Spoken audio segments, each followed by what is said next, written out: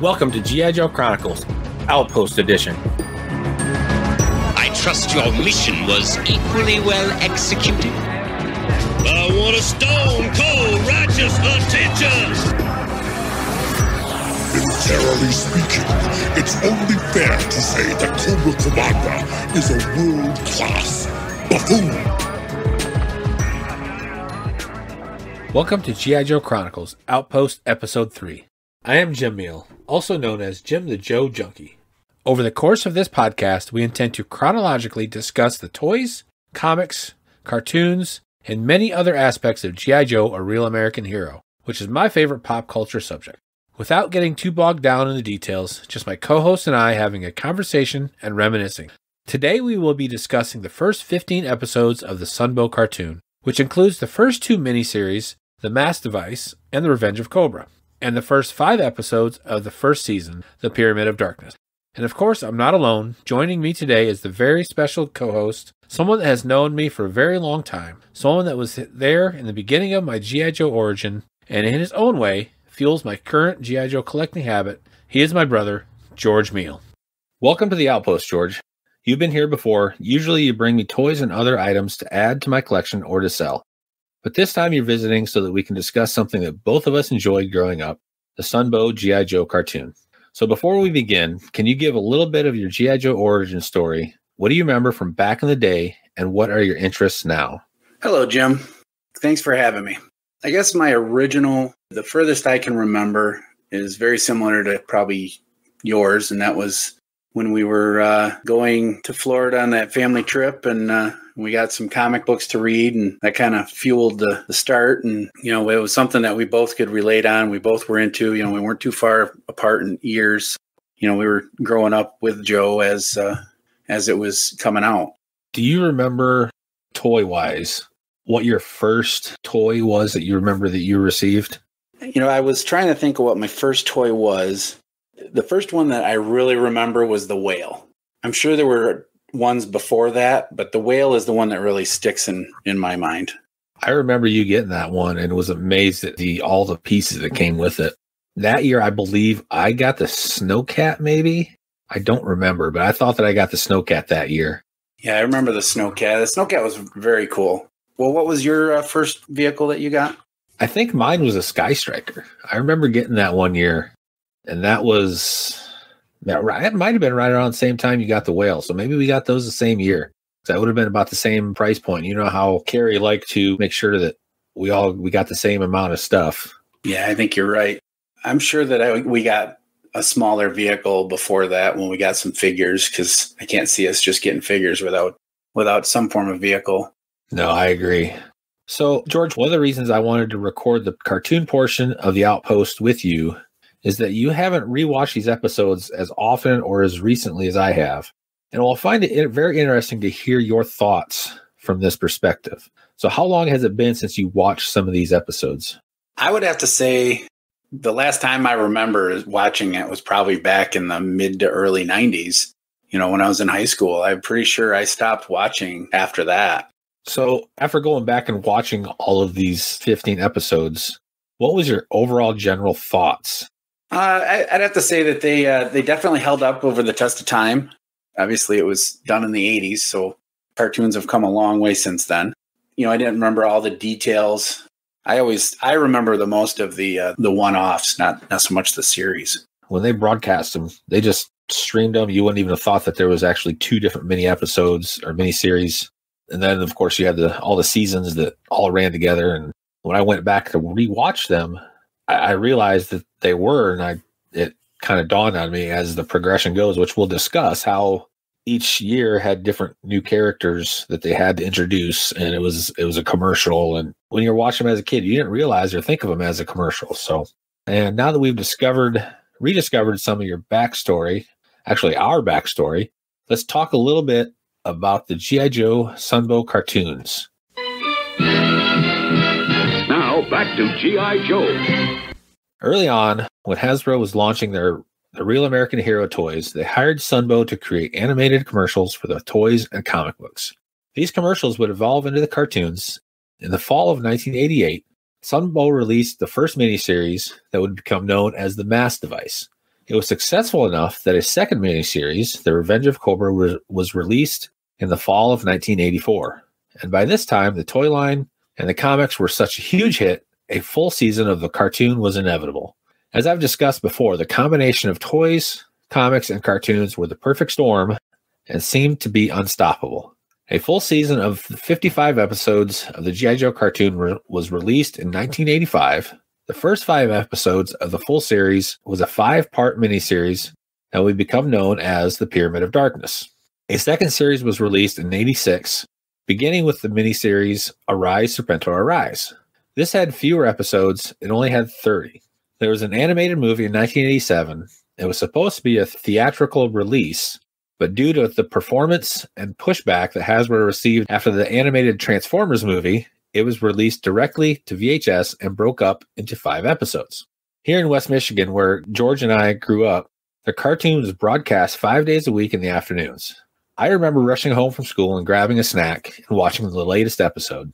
I don't recall that there was much argument on which shows to watch. Now, there's something about the intro to any of the Joe cartoons that even now, when I hear it, I can't help but hum along. With the 3 miniseries that we watched, each of them had a different intro animation. And in the case of the Mass Device, only those 5 episodes had that version of the words that included against Cobra and Destro, which would be changed to Cobra the Enemy in the remainder of the Sunbow intros. I personally like the intro to the Revenge of Cobra miniseries. The characters they used, the scenes of the Joes and Cobras fighting, Zartan coming in on the Chameleon, Firefly and Scrap Iron together, and then attacked by Mutt, Junkyard, and Blowtorch. It seemed to be a more almost intimate intro. So, George, which of these 3 were your favorite intros? Well, I'd have to say along with, as well as with yours, I really like The Revenge of Cobra. You know, like you said, with all the different action scenes and just nonstop and showing all the different characters. It was just more involved, you know, just like where it started, where as soon as the garage door rolls up and everybody just starts rolling out action right out of the gate. I really enjoy that one. It seems that Sunbow hit on a very effective format with a 5-part miniseries. Today we will be discussing The Mass Device, Revenge of Cobra, and The Pyramid of Darkness. Let's begin discussing these miniseries in a segment we call, and again, these are all working titles. We may change them. This is what I came up with for this one. Action Figures in Motion. It's G.I. Joe against Cobra and Destro, fighting to save the day. The first miniseries, A Real American Hero, or Mass Device, introduces the 1982 and 1983 characters. Cobra uses the Mass Device that enables troops and equipment to be transported over long distances instantly. The Joes build their own Mass Device, and both teams travel the world to gather the 3 elements that they need to power their respective devices. Duke gets captured, escapes with the help of a slave named Selena, but he can't remember where the Cobra headquarters is located. During the battle to gather radioactive crystals, Snake Eyes sacrifices himself to save the remaining team. He is saved by a wandering wolf, Timber, and healed by a bearded woodsman. Snake Eyes was able to bring the crystals back to the Joe headquarters. The Joes and Cobra eventually get enough elements to power each of their respective mass devices. Doc hypnotizes Duke, and they realize that Duke gave Selena his ring, which has a unique electronic signal that can be traced. Joes attack Cobra headquarters and save the world. So after that, a real quick synopsis. Let's go into a little more detail with these miniseries. Starting with George, you got any points that made you laugh or you found intriguing? Yeah, well, before I get into that, I actually, and maybe you touched on this, but what does MASS stand for? You had to ask that, didn't you? I did. After a quick Google search, George was able to find the answer for that. I should have known. I actually remember thinking I should write that down, and I didn't. But he found the answer, so he'll let us know what it actually means. Yes, the MASS stands for Molecular Assembler Scrambler Sender. What was one of your points that you wanted to bring up? Yeah, there's a couple of points that I wanted to bring up after I completely sidetracked us. One was, there was a part in there where they were all getting ready to go on their underwater mission, and Torpedo shows up and they all jumped in and it was like a bunch of kids, it reminds you that, yeah, they're all serious, but they still like to have some fun. Anybody you talk to in the military, that's, there's shenanigans and whenever they're trying to let off a little steam. Another thing that I noticed is I find it interesting how there was they're super high tech, with these laser rifles. Then they turn around and they throw a glider out there. It's just very low tech, high tech and low tech all at the same time. And another, I guess, I want to say not necessarily, well, a little bit awkward, I guess I would say, is when they were all looking in, Duke's memories, and he's standing there in his deprivation tank in his underwear, and everybody just standing there like they're watching a TV show, looking into his darkest, deepest memories. He's kind of exposed. I thought that was mildly awkward. Probably awkward for Duke, but some of the team probably didn't mind it. The ladies more than anything. Yeah, you're probably right. So piggyback off one of yours, one of mine was the underwater scene when they would go down and they were fighting those worms or whatever. I remember, and to this day, that noise, when I hear it, it's like nails on a chalkboard to me. I don't know why. I remember even as a kid it was. That noise, not something I enjoy. I agree with that one. It was, I watched it twice now, and it's weird how your brain comes back, the whole commercial breaks. And that first part where they come out and they just start squawking, you're like, oh, there's a commercial coming. It's just like you remember just like that. Yeah, like you said, it's just makes the hair on the back of your neck just stand up. Another one for me was, this shows kind of when these shows came out, was Cobra Commander and Destro like to play Atari, just on a little bit bigger scale than most people. That's true. Definitely showed the time with a joystick. It even looked like an Atari joystick. But my last one is the scene where Scarlet, Snake Eyes, and Stalker infiltrate the satellite base. It's probably one of my favorite overall scenes from any Sunbow episode.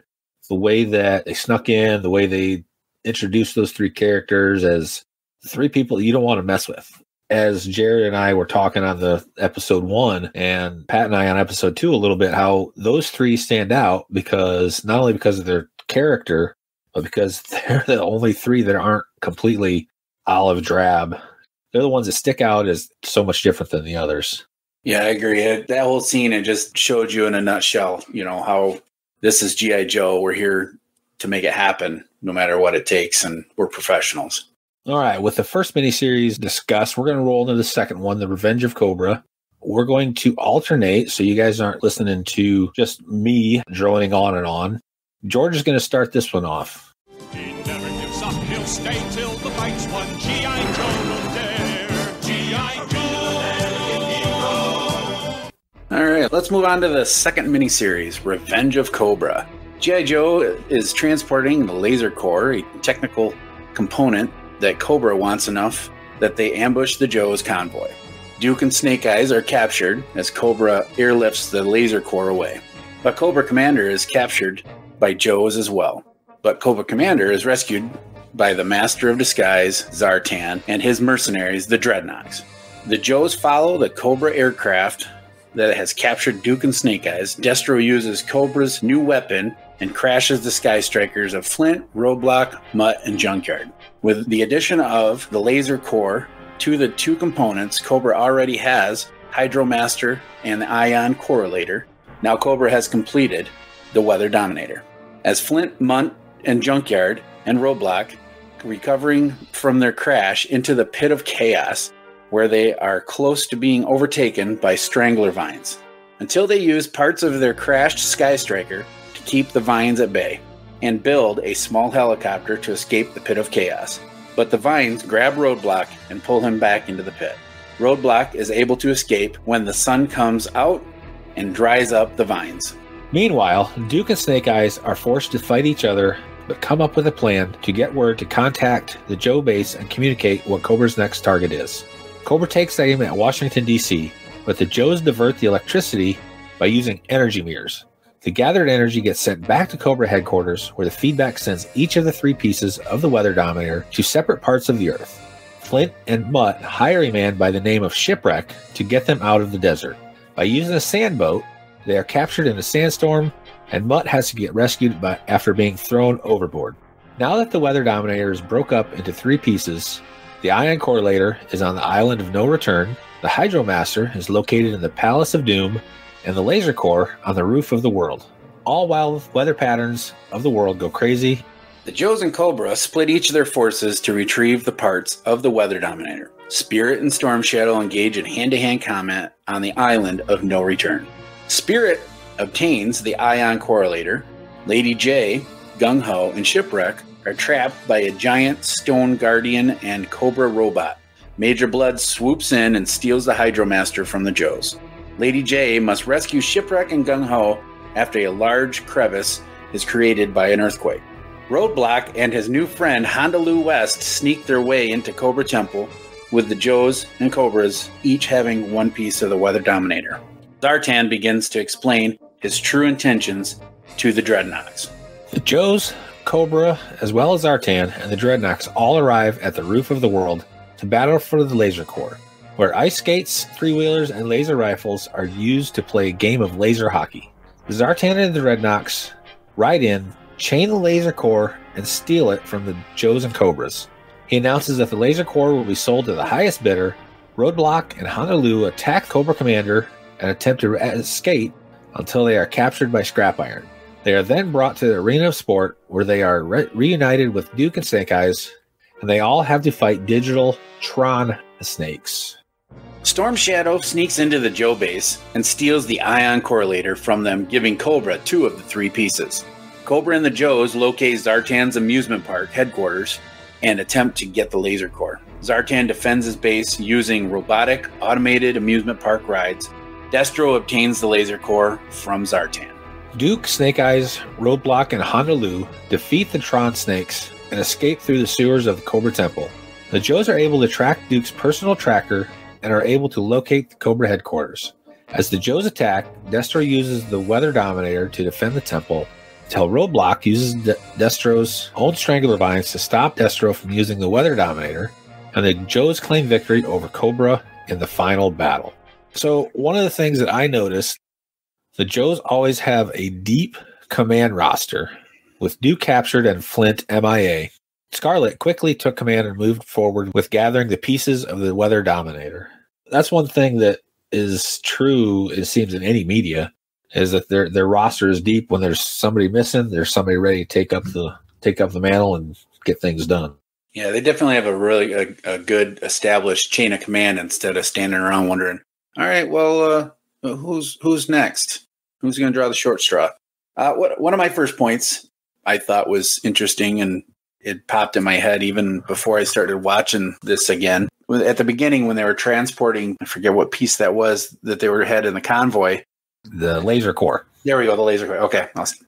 So, yeah, the first point that I had was when they were transporting at the very beginning, they're transporting the Laser Corps. They're all being careful about it, got it strapped down really good. And then all of a sudden, when they're trying to get it back, oh, it's cool to just shoot at it with a laser gun. It's no big deal. It's not going to blow up or anything. When they're ice skating and shooting it like a hockey puck and stuff like that. Yeah. Yeah, and they all put on skates like they were putting on Heelys. Yeah. Instantly, my combat boots are now ice skates. Since we're talking about that, that's one of my points is, did Dreadnoks really carry their three-wheelers all the way up that mountain? And their tiny little backpacks that they have? Yeah. They need to market that. That would be heavy to climb up that mountain with that stuff. Especially when you had that scene where Zartan was hanging on to all 3 of them, dangling. He's got some super strength. He's definitely strong. That was my second one. So what's your next one? My second one, not major, and they do this other times too, but Honolulu, when she came into it, I thought, oh, okay, well, maybe she's going to be like they did with Shipwreck. Thought maybe she'd be, one of the Joes. I, of course, know that now that never happened. I thought, well, maybe she's going to be, get recruited or join them, and she's going to be a different kind of aide, but it didn't happen that way. She was still a good small role. This one and the next one, they did that. They had Shipwreck in this one. Then the third one, they had Quick Kick. That's who it was. Kind of the same way that they showed Shipwreck, was they needed rescued, and there they were. It wasn't the whole, hey, we want you to join us. They're like, yeah, I'm here now. I'm just going to hang out with you for a while and just do what you're doing and fly Sky Strikers. Yeah, Shipwreck just jumped in the Sky Striker and just took off. And it's like, what, not going to check your credentials or, anything on the, you're just part of the team. So that's a good point. That's not one that I had on there, but that's a good point, because they had Honolulu in this one that helped Roadblock. And then the next one, we're kind of getting a little ahead, but they had Satin. Yes, Satin. That helped Shipwreck and Snake Eyes escape. So they tended to do that. And they did that in the comics too. These characters that help move the plot along that didn't necessarily become members. So my last one, I liked how the producers in this one seemed to expand and help with character development a little more than they did in the first one. You had the interaction between Storm Shadow and Spirit, who later on in further episodes would be an ongoing point whenever they would see each other. And I thought that was just a good way to introduce the characters and get a little more depth. And it's kind of like a universe building type thing. So Sunbow did a pretty good job at that. And that kind of rolls into my third one as well. Watching that and you're like, growing up and even as an adult, I think, Storm Shadow and Snake Eyes were the mortal enemies. They're always fighting. And this shows that, no, actually, Snake Eyes didn't really fight Storm Shadow nearly as much as Spirit does and, a couple other characters. And one thing I liked about this miniseries is it brought in Shipwreck, and I think he's probably been one of my favorite characters to this day, he's still one of my favorites. Yeah, I can tell he's one of your favorites because isn't he the only classified figure that you've got opened at this time? Yes, he is the only one that will not be sold. He's the only one that's come out of the box. And he's actually sitting at my computer at work. People that know who Shipwreck is, they get it. Otherwise, all they do is just see some sailor standing there. But yeah, there's a couple of guys that know exactly who he is. Anything else before we move on to the third miniseries? Well, one thing that kind of rolls into holding on to Shipwreck, and I thought of it this morning. Did they ever make that sand sailor a toy? And if they didn't, why didn't they? That would have been perfect on their whole high-tech, low-tech side. No, they never did. And that's something that I could see Super 7 doing because they do a little more obscure, more cartoon-related figures and stuff.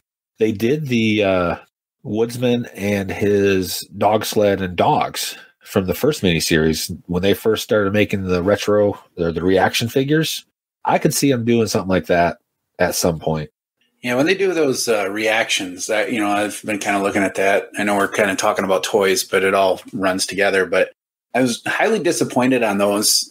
Their knees don't bend. Their arm, not like the original 3 3/4. They could at least tried to make it somewhat similar to it. Or I would have liked to seen that Woodsman in classified size.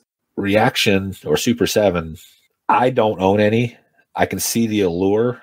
They do characters, and I think you showed one to me or talked to me, one with was it Duke that has the I'd call a lightsaber from this episode. Yeah, they do stuff that nobody else is going to touch. They've got their niche, and I understand it. It's just not something that I haven't seen any figures that I go, I have to have that. Not yet. I'm sure they'll come up with one, though. I'm pretty sure that you're going to pick up a few of the sailors and stuff like that when you get your flag set up. You got to have the filler. Yeah, that's what those figures are good for, is that type of stuff where they're pretty static, I guess is the way I look at it. And I don't want to buy a bunch of Shipwreck figures because those are expensive. So let's move on to the third miniseries, The Pyramid of Darkness. Now back to G.I. Joe. The Joes are tasked with protecting the launch of a space shuttle that is en route to G.I. Joe Space Station Delta. Cobra Commander and the Crimson Twins escape by using giant water robots. Flint sends some Joes to follow the water robots. Shipwreck, Snake Eyes, along with Polly and Timber, sneak into the underwater Cobra base. They disguise themselves to gain access to a Cobra subway. Cobra Commander reveals that the attack was a diversion to place special cargo onto the shuttle. The cargo is revealed to be the seemingly harmless creatures called the Fatal Fluffies. Zartan then reveals himself and activates the Fatal Fluffies, and they turn into monstrous creatures that can spit fire. With the help of the Fatal Fluffies, Zartan takes control of Space Station Delta and fires a laser weapon at the headquarters. Cobra Commander reveals his plan to plunge the world into darkness using Space Station Delta and 4 cubes placed around the world to create a pyramid of darkness. All of the Joes survived after the attack on their headquarters and the USS Flag as their temporary headquarters. Snake Eyes and Shipwreck get a signal out to the Joes that Cobra is beginning to place the cubes around the world, still not knowing what the cubes are going to be used for. Flint and Lady J lead a team to try and stop Destro from placing the first cube. but the two get caught in the red sludge goo and have an intimate moment in a protective bubble. Meanwhile, Shipwreck and Snake Eyes are being chased by Cobra troops after being discovered while stealing a laser disc that contains the construction details of the cubes. After finding their way above ground, Snake Eyes and Shipwreck walk into a bar with a singer named Satin. Satin helps them escape in the bar, and there are Cobra pursuers. Snake Eyes break dances. There's some bad costumes and questionable dancing, including Timber. Tomax and Zaymont place another cube in the City of the Dead, and Major Blood begins placement of his cube in the Arctic, where Alpine and Bazooka are trapped under an avalanche. After surviving the avalanche, they are caught on an ice chunk in the water by Storm Shadow. They are then rescued by Quick Kick, who defeats Storm Shadow and the Cobra troops. Meanwhile, in the City of the Dead, Joes are attacked by Stone Warriors, and Cobra are attacked by Skeleton Warriors with lightsabers. Roadblock captures Tomax, and the Joes are surprised when they hurt one the twin. The other one feels it. Destro and the Baroness are sent to a place, the last cube, in the Sea of Lost Souls. The Joes launch an attack from the USS Flag, but are not able to stop Destro from activating the last cube. Zaymont and the Crimson Guards rescue Tomax from his prison cell on board the USS Flag. Not long after the Pyramid of Darkness is activated, Tomax and Zaymont launch a flare that signals the Dreadnoks aboard Space Station Delta to capture Zartan and take control of the space station and the pyramid. At the time, Tomax and Zaymont capture Cobra Commander. Alpine, Bazooka, and Quick Kick commandeer a Cobra airship, but are soon ambushed and the airship is shot down. They then use trouble bubbles to commandeer a Cobra helicopter mid-air. The Joes are frustrated with not having any power. Snake Eyes and Shipwreck arrive at Joe headquarters with the cube construction laserdisc. Aboard the space station Delta, Junkyard steals the fatal fluffy whistle from the Dreadnoks. The Joes then take back the station from the Dreadnoks and Zartan, turning power to the world for now. With power restored, the Joes are able to read the laserdisc and get the information that they need to stop the cubes. Destro and the Baroness restore the Pyramid of Darkness using a low-altitude power source. During the time, Alpine, Bazooka, and Quick Kick are flying into Joe headquarters, power is lost to their helicopter, and they crash into the Joe headquarters. Since the three amigos have been to the Cobra Temple, the Joes know where to attack to destroy the cubes. With the power intermittently cycling on and off, the Joes attack the temple. Alpine yodels and causes a rock slide, taking out the Cobra defenses. The Joes turn off the cube controls and save the day. What's your first point on these episodes, George? I got a good handful of them, but I'll get you. The first one that pops up is right at the beginning. I find it interesting that they were in that convoy and it was a land battle, but yet they were using sharks for their air defense. But then again, I guess when they had to turn around and start chasing Cobra Commander, I guess they were already set for that. Plan for the worst and hope for the best, I guess. Yeah, the sharks, those were introduced in 84, and this was in 85. With them writing it, they knew that, hey, we're going to be close to water. Let's try to sell this. Because they were still on the market in 85, the sharks were. So they're still trying to sell those toys. And what a great way to show that, hey, you can fly it and you can take it underwater. So yeah, they were able to sell their product without having to hire commercials for it all the time. That's what this whole thing was. You don't realize it until you go back and watch it. Strategic product placement. The one that I had, and it's kind of a funny one, and it came up in our description or our synopsis. You could tell it was the mid-'80s because of the type of music and the dancing and the costumes. That is one part that the rest of the miniseries is great. If they hadn't included that, that would have been just a little bit better. But you got to understand the times too. Yeah, I agree. And that kind of rolls into my my next one. It was a cross between the old real life military and new, and that was, when you notice on the carrier all the chauvinism they had, is, oh, this aircraft carrier is not a place for a woman, and they were showing that, hey, no, women can be here too. This is what we do. It wasn't one of my points, but you brought it up. It's very good because from the beginning, G.I. Joe was inclusive. We talked about it, with Stalker and Scarlet in the toys and the comics.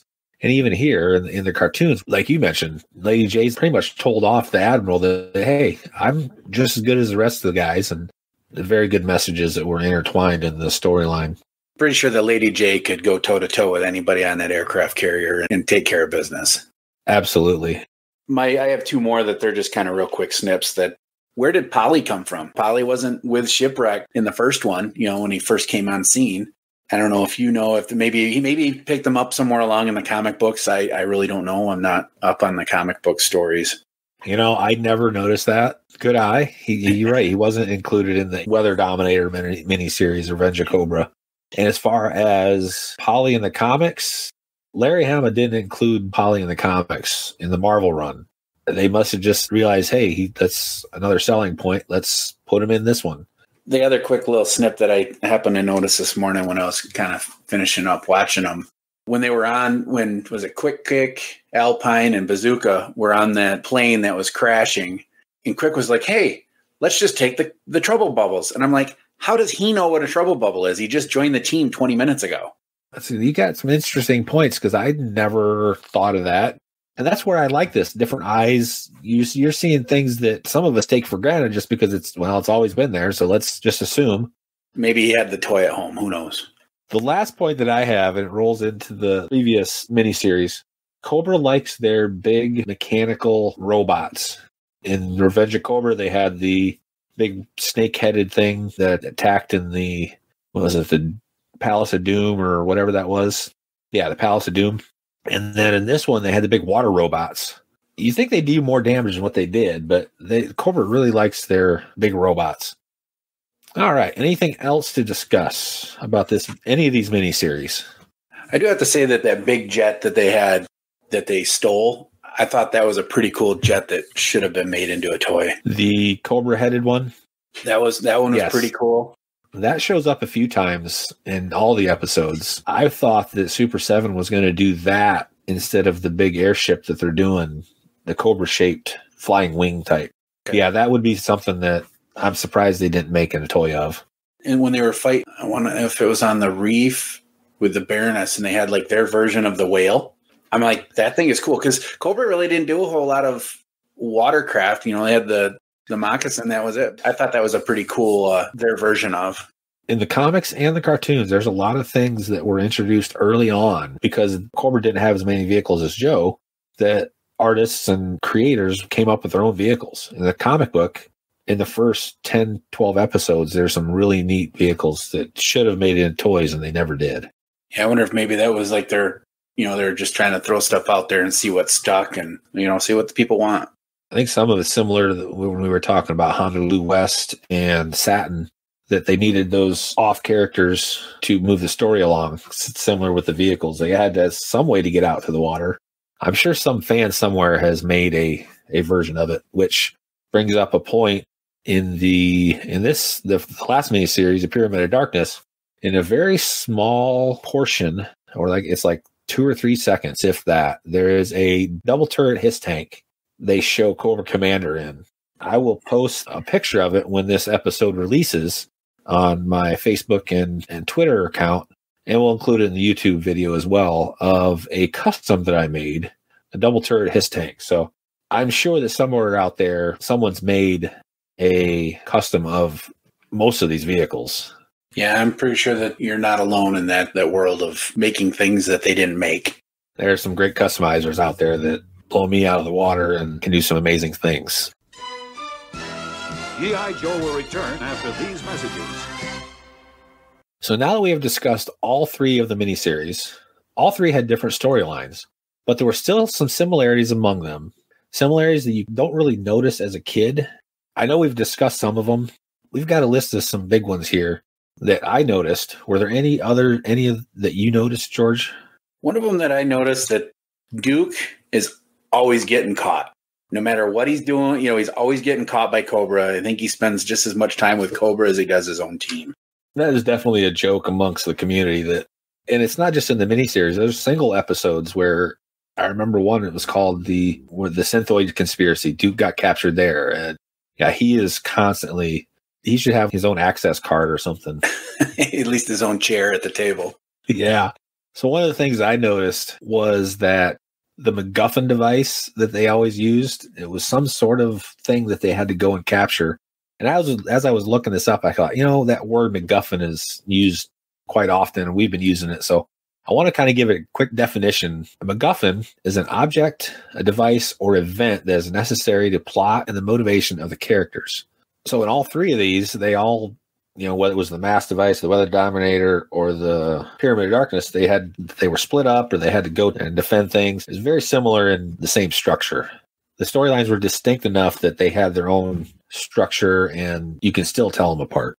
Another one that I noticed too, and I guess it's almost a given or an expected, it is called G.I. Joe, Real American Hero. It's not called Cobra. We always lose. But Cobra always loses. G.I. Joe always wins. And it spins off of that is not all the time, but Cobra Commander's arrogance, it gets him in trouble. Whether he uses all the materials for the mass device or he makes Destro do something with a weather dominator before it's ready to be used that way, and then that's what blows it up. Not always the cause, but he is generally the cause to their failure. Yeah, and some of that is the people he has around him too. Like in the Pyramid of Darkness, the twins were sneaking behind his back, paying Zartan to control the Pyramid of Darkness. So there's truth into your success is who you have around you. So one of the last ones one of the things I noticed is always that final battle, which is a massive assault on usually a Cobra base. Just one of those things that any good movie or cartoon has. Yeah, that's true. You've always got to have that grand finale of everything coming together and clicking and getting the job done. All right. So we've covered 3 miniseries over 15 episodes and what some would consider some of the best episodes of the Sunbow series. But now it's time to pick our personal favorites from these episodes that we have discussed today. I anticipate that on the next cartoon episode, we would choose our top 3 favorite episodes of the ones that we have covered. But this time, I think we should pick our favorite of the 3 miniseries. So, George, I'm going to let you go first since you're the co-host. What's your favorite of the 3? I would have to say it was kind of it's a toss-up, but I'm going to have to go with The Revenge of Cobra. My second favorite would be The Pyramid of Darkness. The Revenge of Cobra, mainly because, that's where Shipwreck comes in. Like we said, he's my favorite. The bad weather came into play for both sides. It kind of, just like it does with anything else you're trying to get done, you're trying to do yard work or whatever, and the weather interferes, it's kind of the same thing. It didn't affect just G.I. Joe. It affected both teams. And, of course, there's the part where Duke was fighting with a lightsaber. I kind of wish he would have held on to it and used it in future episodes. Here in the Longbox Crusade, there's a show, Action Film Face Off. If you haven't listened to it, go listen to it. You've got Jared and Jason. And part of the charm of that is they do a thing that's called Match Game. Well, George and I got similar tastes. And again, this is the match game because Revenge of Cobra is my favorite as well. Just the character development, the storyline, the introduction of the characters. And it just seemed they ratcheted it up a notch from the first miniseries. It was just all-out action. The animation was a little bit better, I noticed. My second would probably be the first miniseries with the mass device. The third one was okay, but just some of the elements with the singing and the dancing dog and stuff just kind of puts it behind the other two. So before we close out the cartoon discussion, I want to bring up a few points that tie the toys, comics, and cartoons together. First one, Timber was introduced in the Mass Device miniseries and became a toy in 1985 with Snake Eyes version 2, and quickly became a fan favorite. The Baroness was introduced in the first issue of G.I. Joe comic book and became a character in the cartoon and a toy. Crimson Guard's Buzzer, Ripper, and Torch figures were not released until 1985. But they were in the Revenge of Cobra miniseries that was broadcast in 84. Why is this significant? When these figures were released in 1985, they still had the swivel neck instead of the ball joint neck that was the new design for 1985. These figures were held back for some reason in 84 and released a year later in 1985. We also see Snake Eyes in his V2 uniform in the Revenge of Cobra, but he is released in 1985 with a ball joint neck, not the swivel neck. So that just shows how the toys, comics, cartoons all related to each other and fed off each other. I'm going through the whole run. George, any further comments before we move on to our final segment? Yeah, I've got a fistful of them. And one of the questions I had was the Fatal Fluffies. Where did Cobra find them? they're not a known creature of our world. You know, how did they get their hands on those guys? In my head canon, they made him in some kind of Cobra lab or something, and maybe that's what Dr. Mindbender was doing before he was doing what he did. Another one was you had Doc. Doc wasn't your typical Doc. You saw him in the first one. He was fighting the battles, and then he goes around with the Weather Dominator. All of a sudden, he's an engineer or a creator of this mirror, and he's running all kinds of high-tech stuff that has nothing to do with the Doc. I thought that was interesting how he did that stuff. He must have had a lot of PhDs in engineering, design, physics. He was their go-to for a lot of that stuff. He was their Breaker before Breaker. Well, Breaker was there, and I was going to comment on that because they had Flash, and they had some other guys in their file card had some design and engineering skills, but I don't know if it's because of animation or voice, or it was just easier to have one character do it all. That's possible. And then the last thing I wanted to touch on, too, that I didn't know where to slide it in was the vehicle capacity. In these scenes, you know, with Sky Striker, it was 2 seats. And next thing you know, there's 4 seats. And then the His tank, it's a 2-seater. And next thing you know, there's a cockpit in there that they're just standing around talking. The same thing goes with the Dragonfly, was sometimes a 2-seater, and sometimes it would seat 4 people. And then the Rattlers were the same thing. I'm like, okay, well, how many seats are I supposed to have here? It was interesting how they did that. That was the Hiss Ranch Edition. The extra space, extra room. But yeah, I noticed that when the Shipwreck jumped in the Sky Striker, there's multiple seats. I'm like, well, there shouldn't be that much room in there. No, it was probably just easier to draw in another seat than it was to have, you know, carry on this conversation between 2 different vehicles. And I get it, but I always thought that was interesting watching it again as an adult.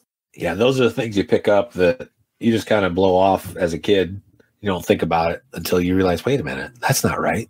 So now we are going to move on to our last segment, which is military surplus.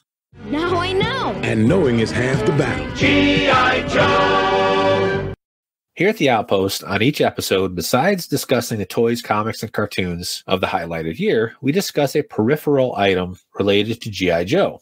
This episode, we are going to discuss the Sears wish books. It's here, the new Sears wish book. And oh, what a wish book. It's so easy to make wishes come true with the new Sears wish book. I know that I spent many hours looking and poring over these catalogs, dreaming of what we could possibly get for Christmas. Every year that I would go to the toy section, and it wasn't just G.I. Joe, it was Thundercats, He-Man, Mask, all that stuff that you sit there and just pour over. For this segment, we're going to use 3djoes.com.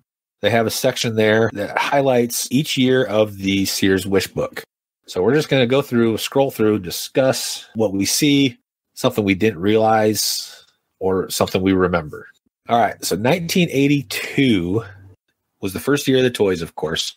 One of the things that sticks out to me is the 3-pack of figures there. And if you notice, they've got Scarlet, Snake Eyes, and Stalker all 3 together. And that's just weird. I thought that they would put each of those with the other 2, more of the OD green ones. But look at the description off to the right there, number 6. Explosives Commando, Submachine Gunner, Ranger, and Counterintelligence Officer. That was their description of the figures. That was that was not their names, but we all know we can figure out who's who. Oh, yeah. I like the price, too. Yeah, that would be amazing. If something catches your eye, George, on 82? I do like that they, would put a figure with most of these vehicles. That you didn't buy just the toy, except for the launch pad. In 82, that launch pad was sold separately, but then in 83, they would put the Silver Pads Grand Slam with it. Look at that tent, number 11 there. Yeah, I wonder if any of those still exist to this day. I'm sure they are, but they're probably a little rough. Got all the mice holes in them. Now, didn't we have G.I. Joe sleeping bags? One of us had that. One had a He-Man. We had He-Man, I think. You didn't have the glowworm one? No, sorry. You had the My Little Pony there. Yes, I did. That's a running joke. Now, the Cobra missile base, that was a Sears exclusive. You could only buy that from Sears, and probably, I don't know if you could buy him in store, but that's all cardboard, isn't it? Pretty much. It's all cardboard. Yeah, not very many of these, if any, exist anymore.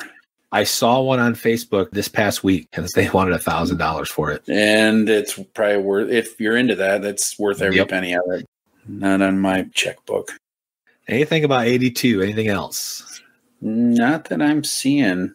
The G.I. Joe personnel carrier holds 28 members of the G.I. Joe team. Let's go! Go get the new members of the G.I. Joe team! 1983. The first thing I noticed was there's a lot more to offer. 82 stuff was still available, but they also had the 83 stuff they were introducing. So what's the first thing that pops off the page to you? First thing that jumps out, I'd have to say the carrier. Because I want to say, you know what? That is probably the first vehicle we had. I remember having that. I remember that. I'd have to say that was my first one. It's crazy how things jog your memory, isn't it? Yep. Yeah, no, we don't have seatbelts, though. The one I have now, I got the seatbelts for. I didn't realize I did until I was going through my totes again. Because you just assume the seatbelts aren't there. Well, yeah, not many of them survived. Because they stretch and they break. Same as the tow cable on the Maul or Wolverine later on. So the first thing I noticed is I don't know if you can zoom in or not, but on the left side, in front of the vamp, there's the Fang. And who is sitting in that Fang? Yeah, that's not a Cobra character. That's not a Cobra. I think that's Clutch. It looks like Clutch, he is sitting in the Fang. That's crazy. I remember buying the Fang from the store. I do remember the Fang. That's for sure. That was one of those small toys that you could buy pretty easily with 2 weeks of allowance. You know, and then you got the big thing for the year, the G.I. Joe headquarters. I wanted that thing for so long and never got it. Do you have one now? I have 1.5, almost 2 now. So yes. Then they had the Dragonfly, the Sky Striker. What'd they get for the Sky Striker back then? $17.99. Oh my gosh. And I think if you put inflation into that, it comes to less than $50. And this is the year the Hiss was introduced, which would be a staple for Cobra for decades. I like that train set. I was just going to bring that up. I'd have to say I'd take the headquarters for the price over the train set, though. $32.99. Yeah, I'd take the headquarters too. You can't use your vehicle's figures with that train set, so I'm going to buy something I can. Then you got Snow Job. A little patch of snow, they got them in there. Anything else about 83? No, 83, that's about all I see. 84. They got 2 or 3 different kinds of walkie-talkies there. Yeah, I only remember the R, the little handheld, not the ones with a headset. Yep. Yeah, I don't remember the big stuff. I vaguely remember the headset ones. And there's your sleeping bag you were talking about. Yeah, that tent is a lot cooler than the first one. That's an inside tent. Seems like a little more room, a little more structure to it. More room for activities. And looking at the toys, there's an introduction of the shark I see. And there's Zartan. A few more different figs. The whale was new this year. The water moccasin. See, they didn't really include anything from the previous year other than the headquarters and the Sky Striker. Well, what's that tank? C. Slugger. There we go. That was new for 84. So really, they scaled down previous year's stuff. You know, they had the ones that came out, the Baroness, Firefly, Storm Shadow, Scrap Iron, and the Joeside, the Blowtorch. Not as big as a display. It's like they brought on more figures than they did vehicles. But don't worry. I think they make up for it in 85. Speaking of which, let's roll right into 85. And what's the first thing you see? Other than Quick Kick, I see the flag. Introducing the G.I. Joe USS Flag aircraft carrier. Imagine being on the deck of this aircraft carrier. I see at least 4 shipwrecks. I see 5 shipwrecks. 5, yep. 6. I see. There's one up top. Yep. Oh, off to the left, there's 2 more. Yep, you're right. Yeah, up towards the bow. Yeah, they were troop building shipwrecks. But now this year, of course, you got the USS Flag. And then you've got a little bit smaller playset, the Tactical Battle Platform, which is one of my favorites. I really like that one because it had a lot going on, but yet it wasn't huge. What else do you see before I start rambling on about a few things? Oh, I've got the bridge layer and the whale. They changed the color of the Hiss. That is a Sears exclusive. The Hiss tank, that Crimson Hiss, and the black Mobat are both Sears exclusives. Okay. How do I remember seeing the black tank, the Cobra tank? You know, the Hiss tank is the one I remember. I didn't ever realize that they had a second one. Off to the right, middle of the page. I remember having that yellow or that blue helicopter. Yeah, what brand was that? That wasn't G.I. Some Joe. off brand. It would fit the G.I. Joes, though, wouldn't it? I remember using it for G.I. Joe. Yeah. Yeah. If anybody had half a brain when they were making that stuff, they knew to make sure it fit G.I. Joe, and you would sell them. And they knew where to put it in the catalog, too. Yep, they knew where to put their ad. Number 6, right by the tactical battle platform and the Mauler. What is missing from that pack? One of the Dreadnoks. That's weird that they would have the 6-pack and not have all 3 Dreadnoks in there. Or do a 4-pack with all 3 in Zartan. Well, Zartan came with his swamp skier. That's true. That's true. You can at least put all 3 of those guys together. Yeah. I'm just thinking they wanted to get those troop builders together. The Televiper, Crimson Guard, Eel, and Snow Serpent. Yeah, that's true. Troop builder packs would have been a smart way to go, too. I don't know if people were into troop building nearly as much back then as they are these days. Back in the day, if you got one of the figures, you were happy. Why would I buy a second one? I already got it. So yep, there's other ones to have. Why would I want more than one? It didn't really come around until everybody started recollecting. Anything else on 85? The only thing I see is that the hydrofoil, that was cool, but it was no whale. 86. Oh my. I remember getting the Terradrome for Christmas. I don't know if I even got or what I got that year. I remember. All right, what did I get? You got the Night Raven. You're looking at Cobra's new supersonic jet, the Raven. Cobra Raven, Cobra Raven. There's no haven from the Cobra Raven. Yes, the Night Raven. You're right. I remember having it. I just forgot I was the one that got it. Yeah. Okay. Yeah. I remember the Terradrome. I think you didn't you get the Thunder Machine for Christmas? And I got Sergeant Slaughter for one of them? Or was it vice versa?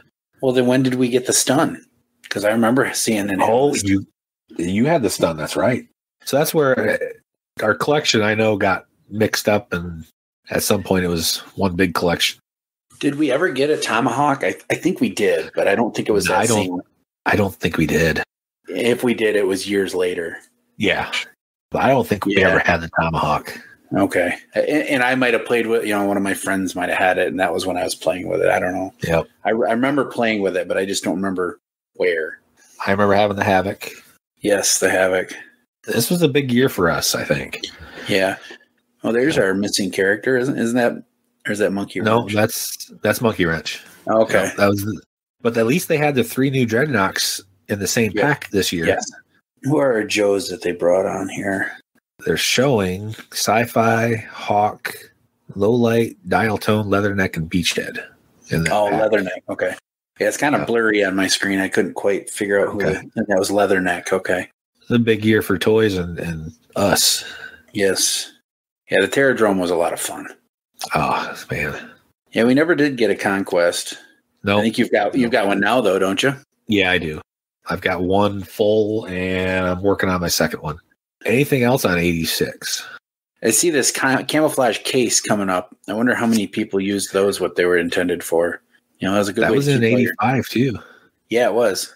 I'm sure it was a handy little camouflage case. Holds up to 18 military action figures. It's not official G.I. Joe. It was just something they were trying to sell. So, that flag doesn't look nearly as big as the year before. Well, they don't have the kids sitting there. Right. Well, it wasn't their flagship of the year. They were trying to get the Terradrome up there. Oh, that's all I got. 86. 87, no information on 3D Joe's catalog. So if anybody out there has a 1987 Sears Wish Book, contact them on Facebook or Twitter, and they would be more than happy to get some scans from you. So 1988. My first question for you, George, is do you remember having any of these? And do you remember, or were you, I think, and correct me if I'm wrong, I think you were kind of getting, even though you were younger, you didn't stay in Joe as long as I did. No, I must have correctly. I must have been getting out of it. I remember some of these vehicles, like number 10. I remember, of course, the Iron Grenadiers. I remember that. But yeah, I'm pretty sure I was getting out of it because these don't really look all that familiar. The all-terrain Cobra Bug, that's a goofy looking rig. It is funky looking. Then Commando Force. I actually recently picked up a couple of these figs. Oh, really? Yeah, I just got them in the mail yesterday. I don't know. Okay. I'll have to send you some photos of them. Of course, there's no weapons or anything like that, but they're. Yeah. I'm pretty sure it's Commando Force that I've got. It's definitely a G.I. Joe spinoff of the two characters I have. The other one that looks similar to this is, I think it's called American Defense. Okay. So it may be some of those too from Remco. I know if anybody's going to know, you'll know as soon as you see the picture exactly what they are, what year they came out, and what they're supposed to have with them, kind of thing. I'll have an idea where to start. I know that. Yeah, you'll get it a lot quicker than I will. But yeah, this year, 88, I was still into it. I liked the Iron Grenadiers. Destro's leading the Iron Grenadiers. Destro is an awesome new foe, but nobody beats G.I. Joe. And it was the first really subset that I got into that I could start and collect all of from the beginning. Even when I was out of collecting in 90 or so, I still picked up some of the Iron Grenadier figures because, well, I have to finish it. The way that Hasbro had Destro kind of create his own army was really intriguing to me at the time. So that Demon, and they don't have the AGP, which was the one of Destro's flying vehicles. They didn't offer that one at Sears. Other than Sears, who was the big Joe carriers back then? I know Kmart carried stuff, but in our area, Myers. Okay. Walmart was getting into it. Target was starting to ramp up. How do we forget Toys R Us? Toys R Us, exactly. Yep. Yeah. And actually in 88, Toys R Us had the Night Force figures. Okay. So that was a Toys R Us exclusive. Yeah, between Sears and Toys R Us, that's where you went if you were looking for everything. Yep. I always remember looking at that Rolling Thunder and going, that thing is crazy huge. It was only $30 in 88. That's crazy. That's crazy. That's another one of those that there's a lot going on there. Oh yeah. Yeah. What is that little slide or something that was off to the side? Is that a little vehicle that he? Yeah, that's a vehicle, a scout vehicle. Okay. That would fit in there when it's all folded up. No kidding. Huh. Yep. So there's your camouflage box again. 3 years strong. 4 years strong. I bet you it was in 87. We just don't have proof. I bet. If I remember right, you had the Warthog, didn't you? With the Sergeant Slaughter? It looks familiar, but I don't remember if I did or not. It's very possible that I did have that one. And who is that? Hardball? That I remember in there? one of us having it. That's Hardball in there. I remember it came with Sergeant Slaughter, the one with the hat that came off. Okay. When the hat that got lost all the time? Can't be any worse than his little baton that came with all his other versions. Oh, yeah, no kidding. Well, isn't that Sergeant Slaughter, or is that Leatherneck that's in the Mean Dog? In the front seat, that is the driver of the Mean Dog. Okay. What was his name? You had to ask me his name, didn't you? I did. Wildcard. Yep, I was just going to say Wildcard figure. I remember it started with a W. To me, these are some good figures I remember getting back in the day. Yeah, I don't ever remember seeing... Was 10 ever in a cartoon? Not in a Sunbow cartoon. It was in a DIC cartoon, which we'll be getting to at some point. The DIC cartoons that some people call Dicks or Deeks. They were definitely a grade below Sunbow. I think that's everything at this time. Yep. And that's the last catalog they have in here. I'm sure there were others, but I can only go off of what we have on the screen. Anything to add to some of the nostalgia and what you remember is sitting down and going through these things? Oh, I remember that as soon as it came in, I think we would actually fight over who got to look at it first. We fought over a lot of things. I'm sure this was one of them. I'm sure it was. I'm sure we're not alone in that brotherly battle. No. Yeah, you can't tell me these two kids in 85 that they shared that flag. I'm sure they were fighting over who got to play with it first, even though there's plenty of room. Whose room was it in? Yeah, exactly. Whose room was it? Like the thing's 6 foot long, 7 foot long. You guys can play with it at the same time. Anything else to add to anything we've talked about today? No, I think I touched on everything that I had notes on. Thank you for joining George and I for this episode of G.I. Joe Outpost. If our listeners want to contact me, you can find me on Facebook as Jim Miel, Jimmiel, or on Twitter as Jim the Joe Junkie. I want to thank everyone at the Longbox Crusade Network for adding G.I.Joe Outpost to their extensive line of shows. Take a listen to all the other shows that are on the Longbox Crusade on any podcatcher. And if you like what you hear, go to Patreon and become a Crusader Club member, where you'll get all the access. I want to thank George for spending time with me this morning, reminiscing and going over the cartoon. Anything else you want to add, George? Yeah, you can find me on Facebook at George Miel, Georgemiel. I also have, it's called Meals, Steals, and Deals on Facebook as well. If you're ever looking for anything G.I. Joe related, toy related, if you're looking for it, I'll find it. But I do have news for you. If Jim wants it, he gets it first. Yeah, that is part of what I was talking about. He fuels my collecting habit a little bit more than would be if I was doing it on my own. He finds stuff that I would never find just because of different areas that we live in at the time. So again, thank you, George, for coming. Join me and my co-host next time as we discuss the 1983 G.I. Joe vehicles and figures. Dismissed.